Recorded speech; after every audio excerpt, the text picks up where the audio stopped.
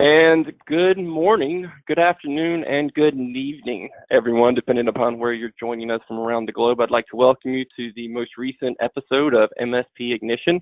MSP Ignition, how to sell the value of an MSP via value propositions and elevator pitches. I want to welcome everyone to today. We are really excited. This is the first of our sales enablement path on the MSP Ignition program. Today with you, myself, I'm Robert Leake, Director of Marketing here at eFolder, and we have Tom Watson, Director of MSP Best Practices. Tom, would you like to introduce yourself?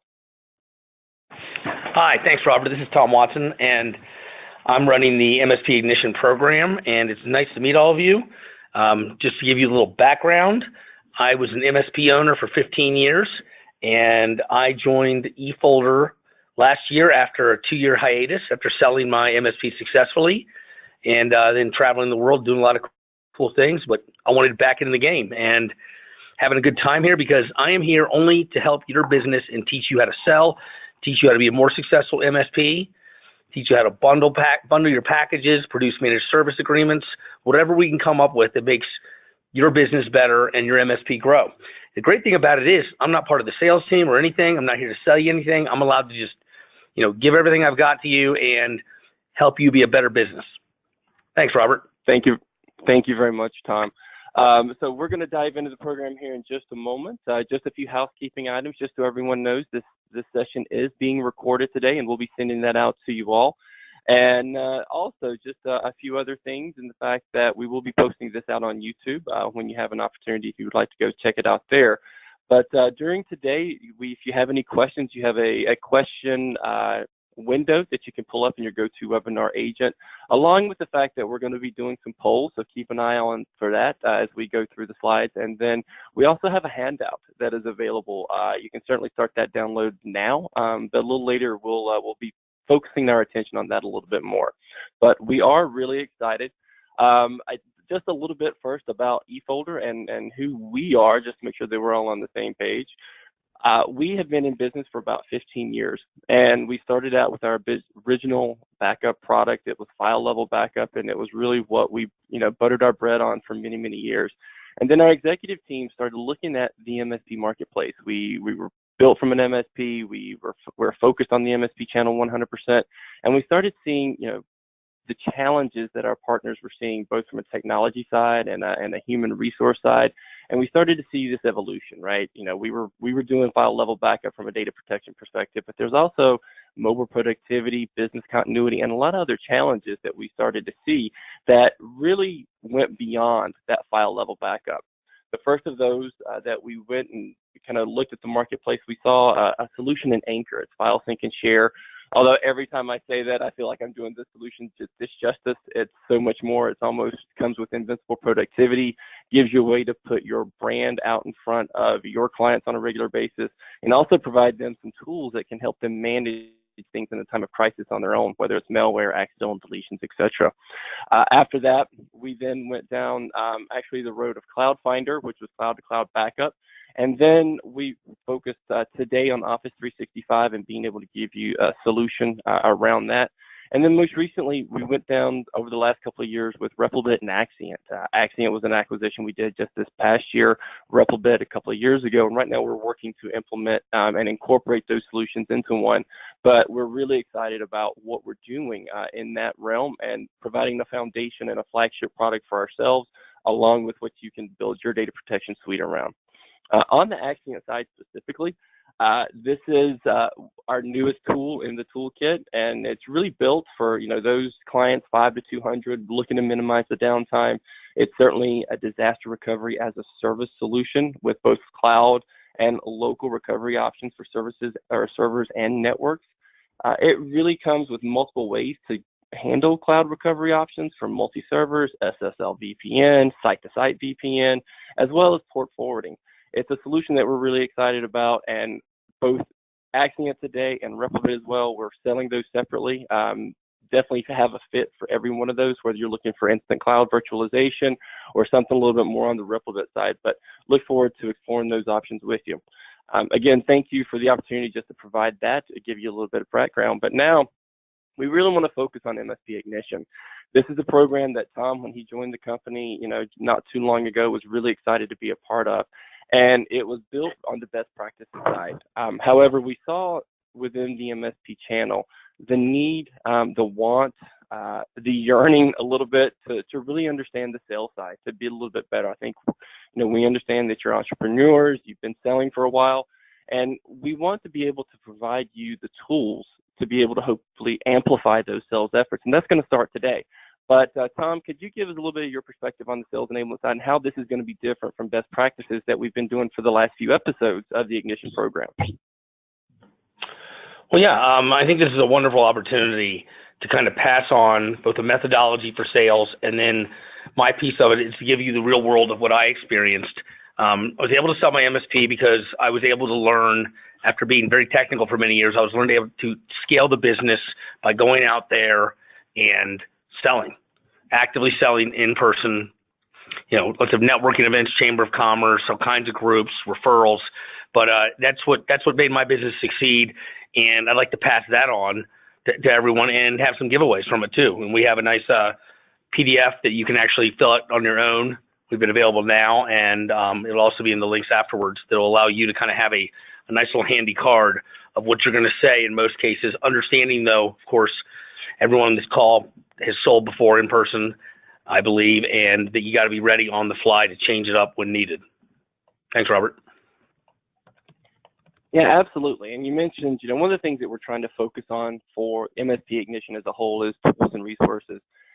We've done that with some calculators, some agreements in the past, and on the sales enablement side, we're going to be doing the same thing. So today, what we're hoping to really give you the ability to do is grow your MSP and have the foundation of the way to sell it that we feel like, whether it's on the fly or something in a meeting or whatever the case is, that you're ready. And a point right now to the handout section, you can download a modifiable, editable PDF that we'll go through, we'll be touching on throughout this program. So let's move right in. Here's just your standard definition of value proposition: an innovation, service, or feature intended to make a company or product attractive to your customers. And we'll be starting here today. We think it's a lot of fun. Maybe it's just my marketing side, my biz dev side, but we feel like the value prop is really what brings your story to life. It really is the tease for your audience, for your prospects, maybe even for your existing clients that you're trying to upsell, try to get them a little bit more deeper into what you're bringing to the table. And then on top of that, it's really a value prop is just a setup for the elevator pitch. The elevator pitch being, a succinct and persuasive sales pitch. It's something that you want to have on the ready. You want to practice, and we'll talk about that and the various points and the structures around it. But Tom, can you give us a little bit of a piece of kind of how you incorporated this in your business when you were, building a successful MSP? Yeah, this is Tom, and just how I did this, I kind of tried to look at it is, I was an owner and I operated the business and I was a technician. And so when I was coming to meeting new people, I wanted them to very quickly understand that I understood their problems and that I was an expert and that I had a solution, and then I wanted to ask them what problem they had and provide some type of answer or opportunity for both myself, my company, and the potential client. Wonderful. And the one way to look at this is this value prop is really the high level piece. Again, the tease, the hook, if you will. And then when it comes to the elevator pitch, it's really about pieces, breaking down pieces of your value proposition and understanding what pieces you need to ebb and flow into the conversation based on the person, the industry, or really the size of the prospect that you're dealing with. Really, it comes down to tailoring what you do to who you're dealing with and understanding who that person is. So let's, as I mentioned, we're going to do some polling questions, and we're curious as it relates to today. How often are you guys using these types of things within your business? So are you using an elevator pitch? Do you have that ready? So if you could, I'd love for you to participate. Just give us a feel for, is this something that you're using always? Is this really, something you use only the first time? Or I'm hoping that since we have a pretty good audience today, that the not needed and what's an elevator pitch won't get too much, but we really want to know, what is the perspective of you all as it relates to your elevator pitch and how you're incorporating it into your business and driving the revenue and the top line that you're looking for. So we'll give you a few minutes to really bring that into play. Tom, just a question. Have you ever met a person that you haven't given your elevator pitch to? Robert, I don't think I have. It's kind of ingrained in me. And what's great about it, and we'll get to that later on, is I've got many different versions. And that's why I just want to get the point across, is that when you have an elevator pitch, you need to have it on the fly, but you need to be very flexible and not be locked into doing the whole thing or not be locked into a certain way, because you have to read the person in front of you and know exactly how you're going to tailor that pitch to the situation. Awesome. So I'm going to go ahead and close the survey for now. We've gotten some good feedback, and it really looks like my apologies, folks. I think I've overclicked here. It looks like 73% of you really focus on the elevator pitch on the first time that you speak with a new client. 20% are coming in on the always. And I gotta be honest with you, I'm a little bit more on the 20% than the 73% side, because the elevator pitch should be something that you're always practicing, you're always pitching. And again, you're always going to be tailoring that to whomever you're dealing with. And for the 5% of you that said, what's an elevator pitch? I'm going to pretend like you didn't see that slide that was leading right up to the poll. But anywho, let's talk about the MSP value proposition to clients. Why are MSPs attractive to their clients, their customers? And here are just a myriad of bullet points that we feel like, from our expertise and working with MSPs on a daily basis. But really, Tom, you live this, and as we were planning this program and we were putting together, again, a sales enablement piece around value props and elevator pitches, tailoring for the MSPs. These are some of the things that I think you've worked with in the past and you found success as far as highlighting. Can you give us any insights on really why these are what really stand out to you? Yes. The one that stands out to me the most and that I sold on was expertise in particular verticals. One thing I like to do is understand particular verticals, only take on certain ones in my MSP practice. And then, so I did a lot of law firms, a lot of Department of Defense contractors, other federal contractors, and nonprofits and associations. So that covered probably 80% of my clients, and I made sure I was well-versed in the needs of those clients, the software they used, their expectations for support, and just the ins and outs of their business.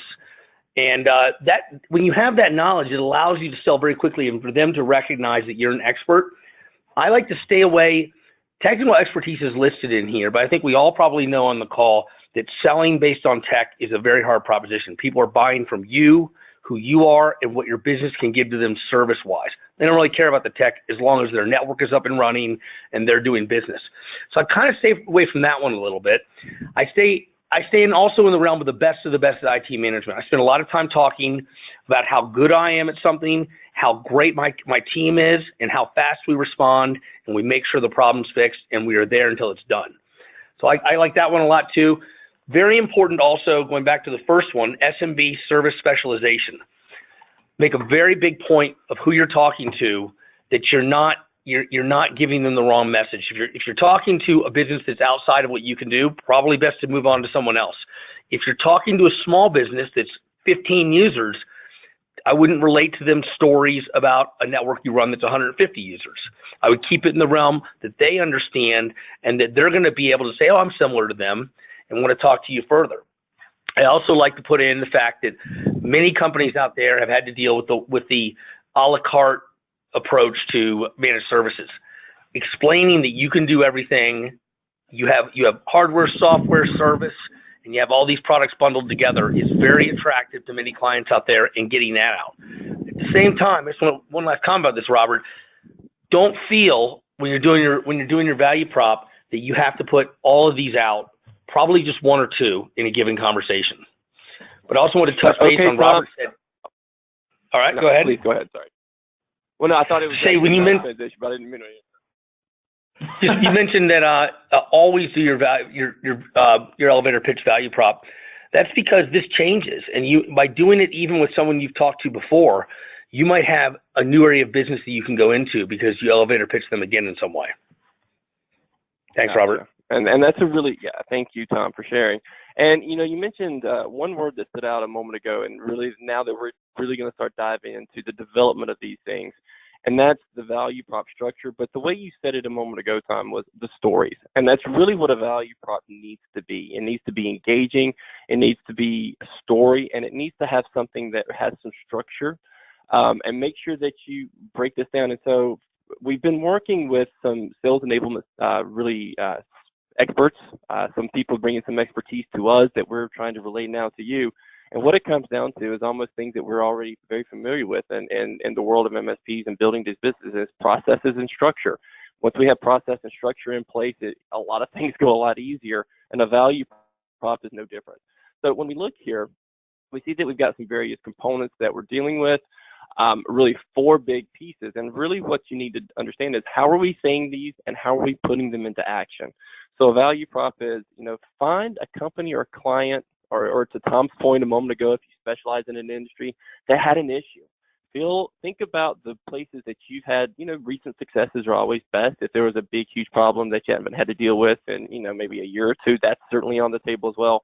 But pick 1 or 2 particular issues and build a value prop around it. How those issues that you solved, those issues that, you turned an issue for a client, and what are they able to do now? Or how are you able to help them work around the issues? And putting this into a story is really what makes it engaging. It's really what makes it stand out to whom you're dealing with. And most importantly, you want to finish with a question, because the key here is that you're starting a conversation. You're not just throwing a value prop against the wall or throwing it up to someone in a presentation. You're more than likely going to be at a networking event. Perhaps you're at your existing clients talking about some new solutions or something you're bringing into your technology stack.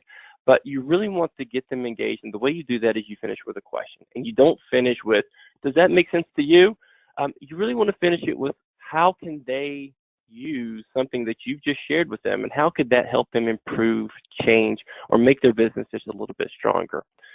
Tom, as we're thinking about this, what is it that really stood out to you as it relates to putting these together and making it applicable, making it compelling to the person, your prospect that you're working with?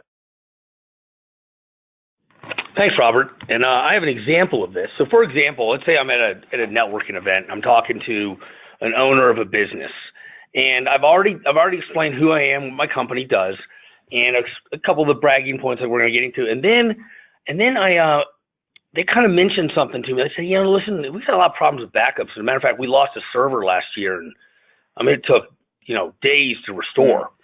And I said, that's interesting. That reminds me of what I had happened at a client last year. We had a fire suppression system go off accidentally, and it took down all the servers. But fortunately, we had a BDR solution in place. And what that does is it backed everything up to the cloud. And as a result, even though those servers were down, we were able to spin up their entire network in 3 hours remotely and get them back to work, even though it took down every server. And I got to tell you something. It was a pretty incredible thing to do for the client. And if we hadn't had that in place, I can't even tell you how long they would have been down. It probably would have been weeks. And I got to ask you, does that sound like something interesting, that kind of business continuity that we could offer your business? So then what I've done, as Robert said, is I've talked about, and this one not industry specific, but more situation specific, because they mentioned problems with the server and restoring. I've mentioned a situation that's similar in my mind. I've mentioned how I was able to get them back up and running, what they can do now, and then I've left them with a question. Thanks, Robert. Yeah. Absolutely, and that's really the key. And you mentioned it a moment ago, and we'll keep focus on some of these key points. Right, you're telling a story, and most importantly, you're telling a story to someone. So make sure you understand who they are. Make sure you understand the role that they play in their business. Are they the owner? Are they head of technology? Or what's their responsibilities? And then you want to make sure that whatever story that you're telling, that value prop that you're putting in place, it really applies to them. So that's the reason that we recommend having 2, 3 of these thought about, having 2 or 3 of these ready, no matter who it is that you're dealing with. So these are the components of a value prop. Again, we'll be sending out these slides, so hopefully these are something, again, we want to give you the foundation for building these things yourselves. Please take these notes. Please think about them. And really, even as we're going here, maybe you're having ideas pop into your mind. Make sure you're writing those down as well, because things like the best ideas I have are those that I don't write down. But with that being said, let's move on to the elevator pitch. What is involved? Again, we want to give you the structure, the process on how to put these things in place. So from my perspective, an elevator pitch is really the encore, the extended encore to some degree maybe, but you also want to keep it concise. But it's the encore to your value proposition. You've got them hooked. You told them how you solved their data protection. You've told them how you've cut costs out of their business. You've told them how you're impacting your clients today. So what the elevator pitch is just an expansion of that. You're taking the key components of your value prop and you're expanding upon it. What do we do? What do we offer? Again, go back to those things that we were looking at just a few slides ago. What are the strengths in your MSP business that you want to make sure that you want to highlight? And then most importantly, from a reasons that they care. Why should they even be listening to you? What do you solve as an MSP? How do you help your clients? Make sure that they understand the benefits, and make sure that they understand the benefits so they're ready to take action. Maybe it's not immediate action, but you're certainly planting those seeds for something down the road. Ideally, the ultimate goal here is certainly more revenue for you, but really the next step is just an additional conversation. Maybe this is something you've caught in passing. Again, we've mentioned networking events. Maybe you met a friend of a friend of a friend. But you're really trying to plant the seeds or plant the foundation to provide that next step, that next conversation. So you want to be concise, you want to be engaging, and you want to end with a call to action. This is something that we're going to break down here pretty in depth in a few minutes, but we just wanted to throw out there, again, these components of the elevator pitch, how it relates to the value prop, and really how it expands upon that value prop. Tom, unless you have anything to add specifically here, we'll just jump right into the structure. But just want to see if there's anything you want to add. Okay, fantastic.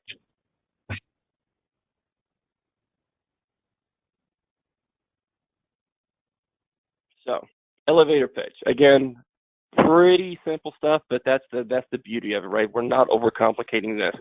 We want to make sure that, we're going to use eFolder as an example here on really these different pieces. And the first part is the greeting.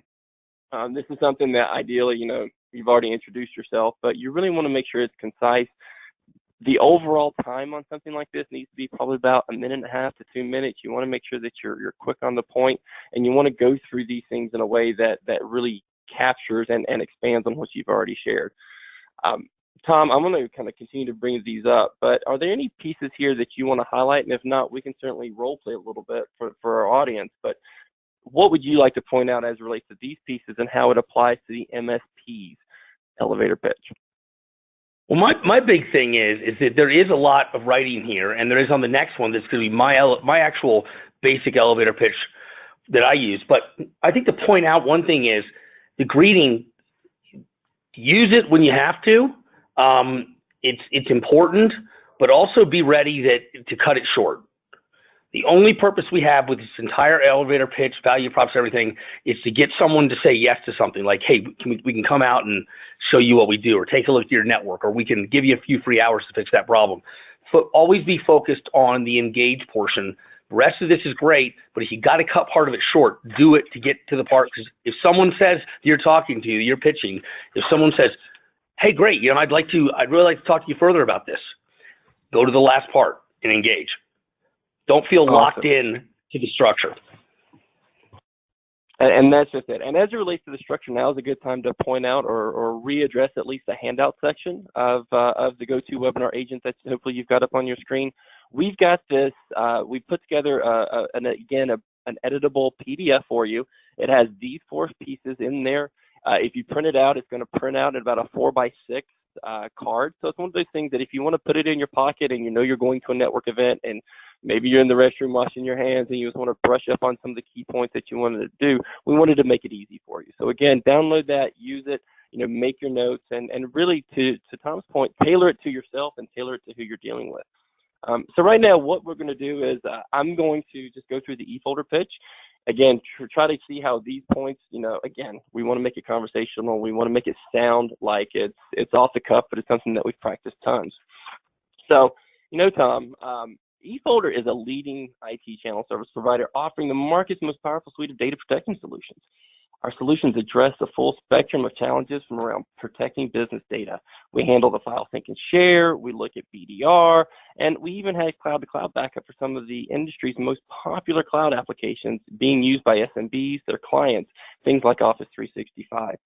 The great thing is that eFolder is actually 100% MSP focused. eFolder solutions enable our partners to meet their clients' data protection requirements, their continuity needs, and provide improved levels of productivity and profitability. We work with a lot of MSPs on a daily basis, and we tend to hear not only about their data protection needs, but really about the challenges that they see in selling these types of solutions to their clients. They're overwhelmed by the management. They're frustrated with the loss of ransomware or, God forbid, their clients' own users. And they struggle to make a profit from Office 365 with, Microsoft's lean margins and then other areas of data protection as well. So we want to help position you better than anyone else to protect and empower your clients with highly scalable and easy to manage solutions that maximize profitability and increase your revenue. So, Tom, I say all of that with the fact that I really want to know how you're building your data management solution stack. And are you creating a foundation of really high value, sticky, margin-rich solutions?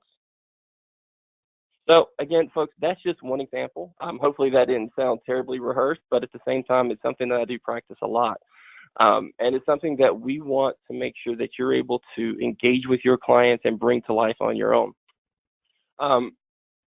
Tom, we're going to zap over to now yours and really focus on what you were doing with your MSP. So I'm going to pull these up, and as I do that, you can certainly just jump right in. Or is there anything that may differ from, as I'm speaking from eFolder and from the vendor side of the house? What's maybe a little different that our audience and folks who are using this structure should think about when developing their own? Yeah, and this would be a common thing. Let's say I like to talk about law firms, had a lot of them, and run into a lawyer at a networking event, and they don't know who you are, but you explain who you are real quick. Say you own or work for an IT service company. I quickly like to point out that we're 24/7 because there are a lot of players out there who are just not able to respond or don't want to respond 24 hours a day. I know I'm talking to someone, lawyers often work after hours, weekends, that kind of thing. So I'm right there. I'm giving them a little value prop, even my intro. Then I say I understand their business, what they are, and I point out that I have a knowledge of similar businesses in that vertical. So I like to say to them, oh, you know what? I have quite a few law firms in the area, and we run their network. And you probably actually know quite a few of them. But I make sure if I mention any names, I'm mentioning ones that are in similar size. If I don't know the size of the company I'm talking to, then I kind of skip over that. The next thing I do is I would go into the credibility. And this is where, don't be shy. I mean, you are the expert. You have a business on this. You're probably technical. If not, you have enough knowledge. Talk about how good you are, how great your business is. I like to point out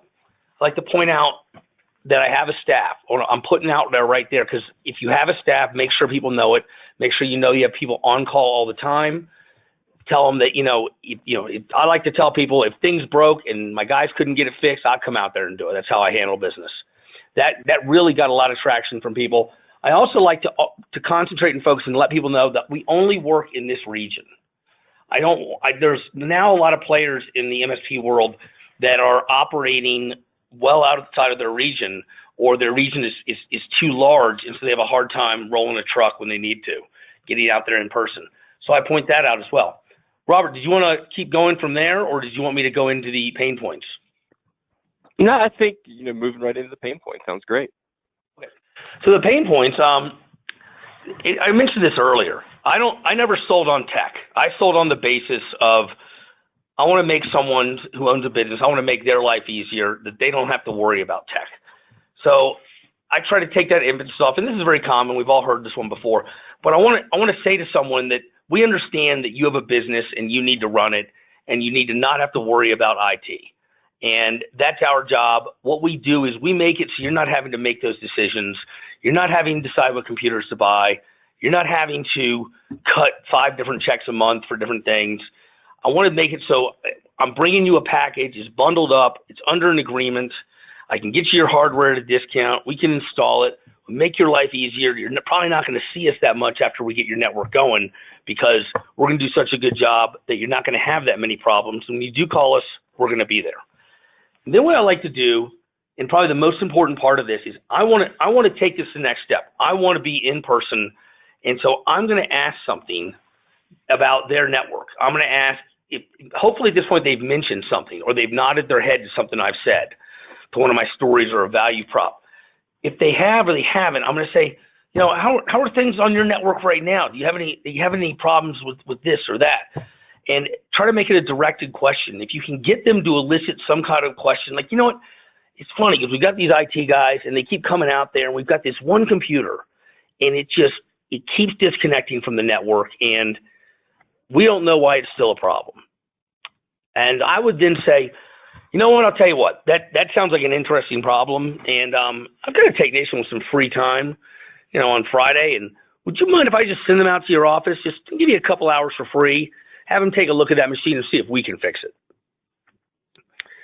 And right there, I've asked a question, I've offered them something, and I always had a great result with that. If I could just throw someone a couple hours and take a look, it also gave me the opportunity to send someone out in person that could do a quick eval of what they have there.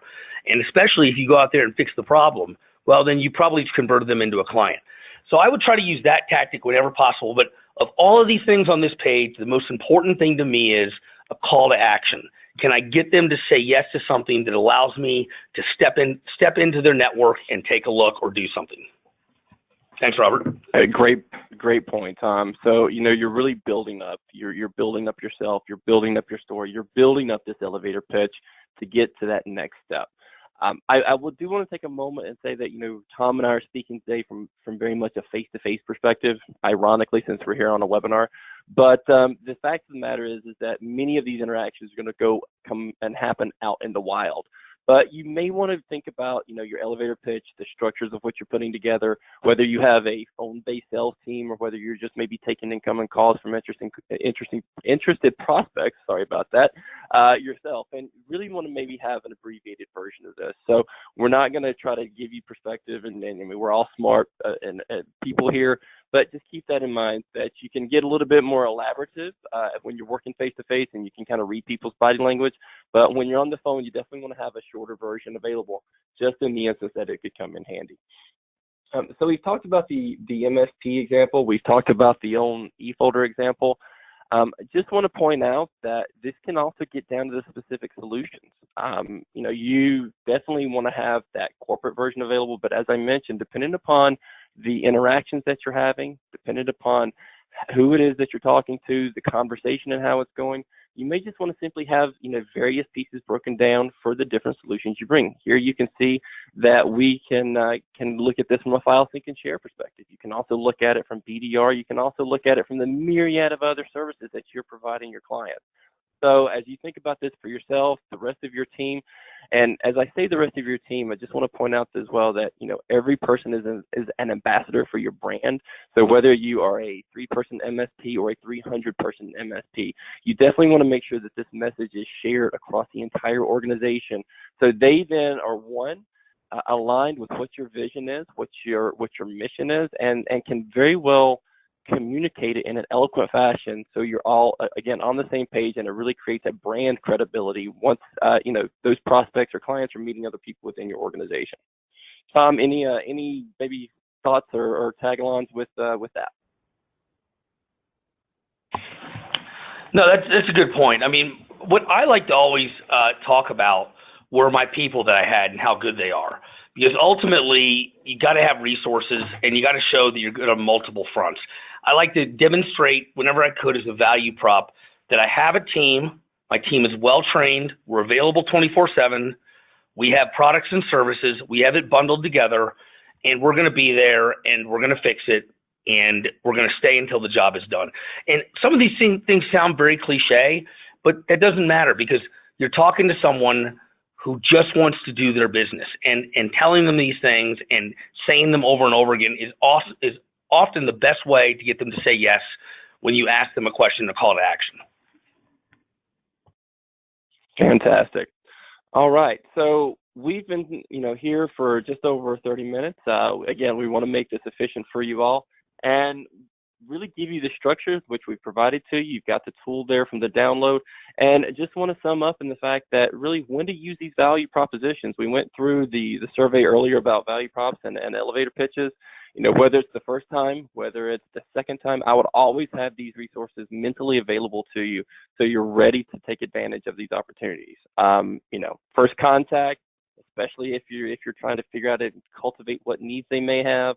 You know, mention the additional offerings that you have. This is an opportunity. We talked a minute ago about specific solutions, but also make sure that if you're bringing your entire technology stack to the table.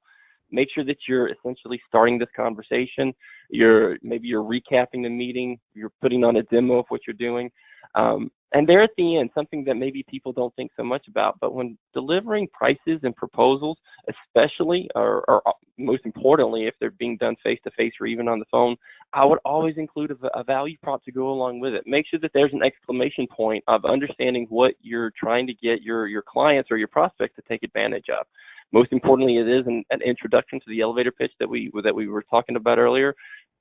And you're really just wanting these folks to say yes to something, say yes to the next meeting, say yes to sitting down and getting under an understanding of their technology and what challenges they're having. Get them to say yes. Most importantly, from an action plan, we ask you to really think about this. We hope that you're taking away the tools and the structures that we're bringing to the table, and really think about, well, what sales skills did I maybe learn, but more than likely relearn today? We understand that you guys are already in the middle of business. You're already selling. We just want to give you the tools that can hopefully make you a little bit better.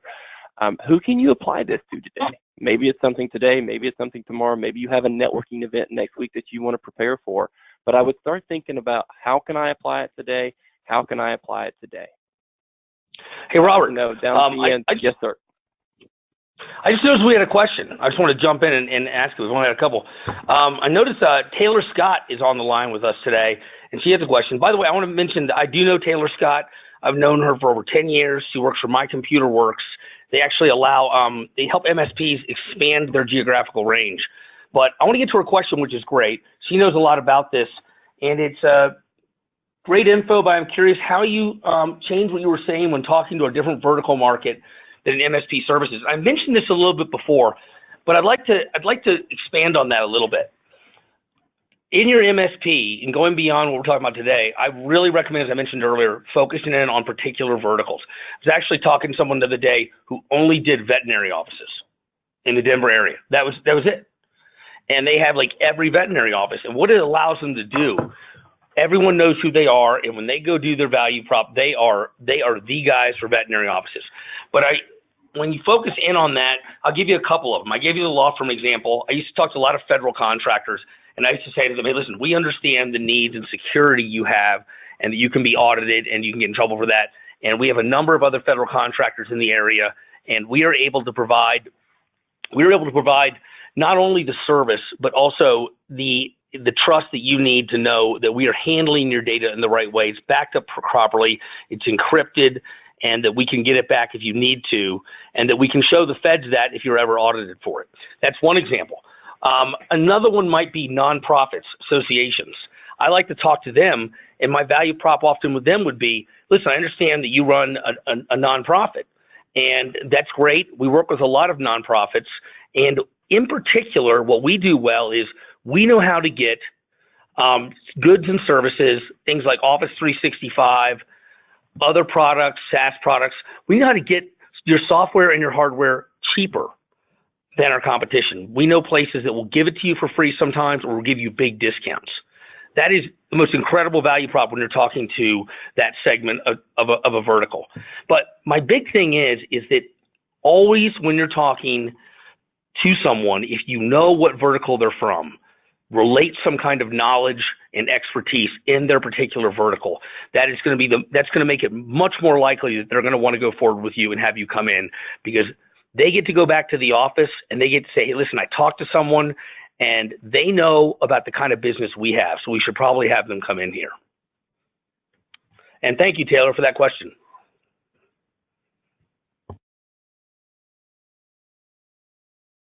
All yours, Robert. Absolutely. So thank you very much, Taylor. And for anyone else who has any questions, please pop them in now. just so you know, we have put up our second poll. Would love your feedback as it relates to the next episode of the MSP sales enablement side. So we've went through last month. We collected a lot of different ideas on what we're going to focus the sales enablement portion on. Today we wanted to start with really that first step, value props and elevator pitches. But we are certainly looking for your inputs as it relates to what do you want to hear next about from the sales side? Do you want to know about maximizing interactions, growing the MSP from referrals, qualifying new business, or the value of discovery questions? So please give us that input, take that poll. We'll leave it open for just a few more minutes as additional questions may come in.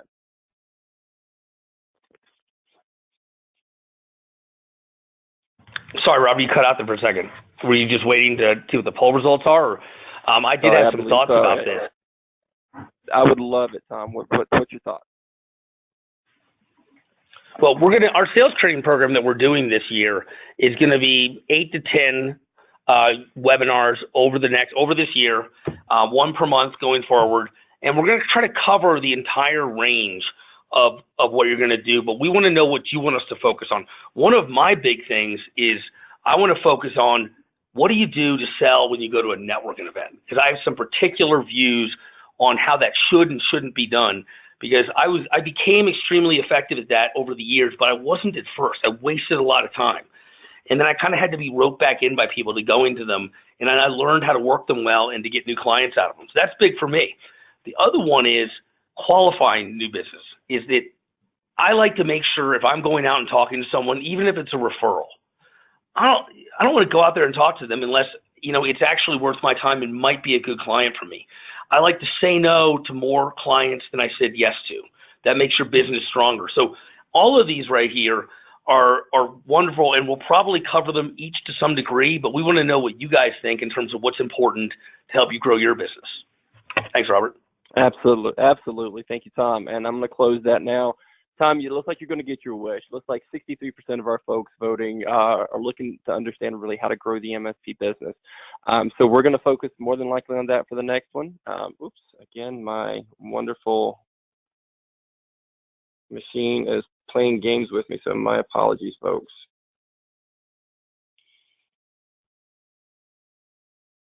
And so I believe that brings us to the end of the program, my computer issues notwithstanding. I think, Tom, unless you've got any additional thoughts, I would like to say a thank you to everyone who was able to join us today. We appreciate the time and look forward to seeing you on the next episode of MSP Ignition. Yeah, I just have a couple more thoughts on that, Robert. I'd like to say to everyone, thank you as well. I'm having a great time here at eFolder. What we do is just give back to you. And if anyone has an individual question about today or some other aspect of improving business, drop me a note. I'm more than happy to jump on the phone with someone, give you some tips, understand your business. I'm not here to sell anything to you. I'm just here to make your business better. But keep in mind, when you meet someone new also, even if you're not at a networking event or a referral, whatever, whenever you meet someone new, hey, go ahead. I used to do it at the gas station when I was gassing up or something like that. I introduced myself to someone who was gassing up next to me. And next thing you know, I dropped that. I got business that way. I do it at the gym, everywhere. Don't forget that you can sit there and tell someone 30 seconds real quick what you are, and if you see that little, like an eyebrow go up or something, you might have an in and talk about what you do. They might know someone that needs your services, or they might need it. But keep in mind, drop this elevator pitch and who you are and how good you are at what you do at every opportunity, and it will pay you back in dividends. Thank you, everyone. Absolutely. Thank you, Tom. Appreciate everyone who brought this together. And again, thank you for the time. We'll see you next time.